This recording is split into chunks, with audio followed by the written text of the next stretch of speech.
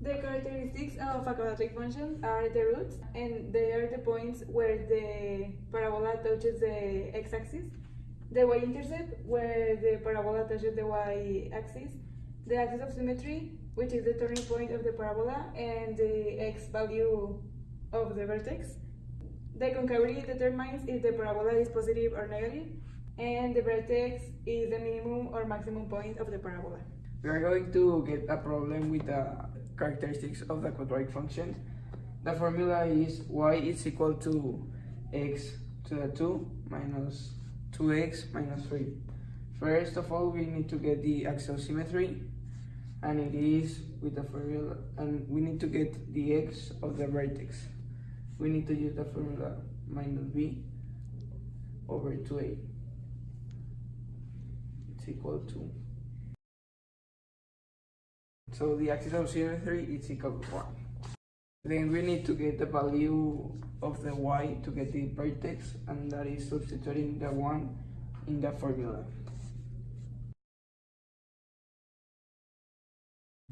So we know that the vertex is a point, so the vertex is 1, minus 6.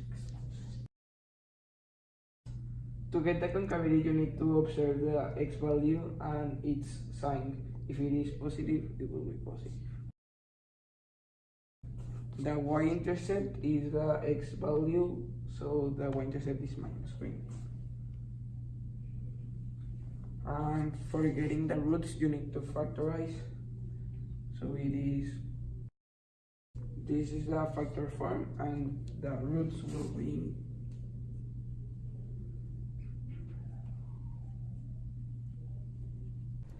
Now we're going to talk about the transformations. The A represents the concavity. If it's positive, it opens upward, and if it's negative, it opens downward. The H represents the axis of symmetry. If it's positive, the graph will be negative. If it's negative, the graph will be positive. And finally, the K is the value of y in the vertex. And if it's positive, it increases, and if it's negative, decreases. Here is an example of the translations, and here we have 3 formulas. The first one is a common formula, that is y is equal to x to the second power.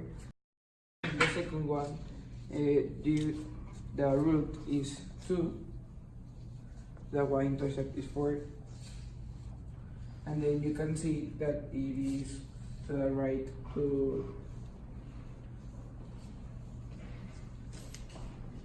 this parabola. You can see that it is a little bit to the right of the common parabola. And the third one, the root is minus 2, and also the y-intercept is 4. So you need to graph it.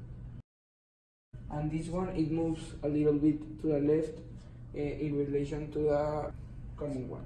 The complex numbers are the combination of a real number and an imaginary number, and happens when b squared minus 4ac is less than 0. The form is a plus imaginary b, and the rectangular form is the given imaginary number, for example, a plus 2i. The complex conjugate is, for example, a minus imaginary 2, and there is also a pattern of 4 for the imaginary numbers.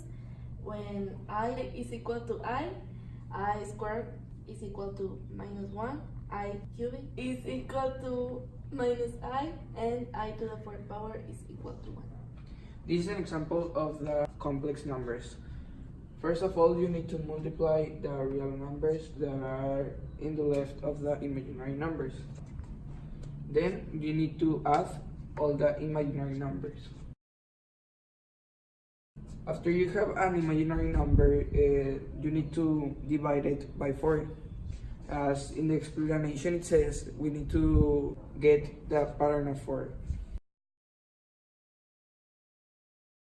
Here we have that the imaginary number will be at the power of a cube number.